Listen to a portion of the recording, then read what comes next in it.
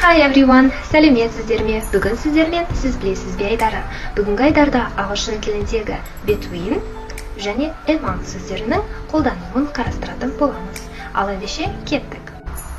Among және between сөздері қазақ тілінен аударғанда арасында деген мағынаны білдіреді. Екеуі де бір мағына білдіргендіктен, сөйлемде олардың қайсысын қолданылатынын қарастырып көрейік. Ал ендеше келесі мысалдарға among және between сөздерін қойып көрейік. Қайсысы дұрыс болады деп ойлайсыздар?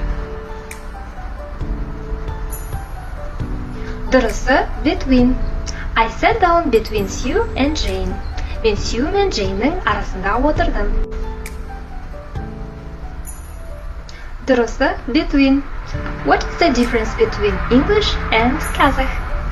Ағылшын тілі мен қазақ тілінің арасында қандай айырмашылық бар? Дұрысы among. There are my friends among the guests. Қонақтардың арасында менің достарым бар.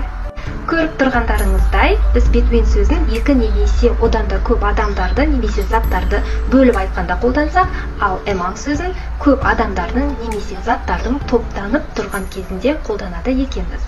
Ақпарат сіздерге пайдалы болды деп ойлаймын. Назарларыңызға рахмет.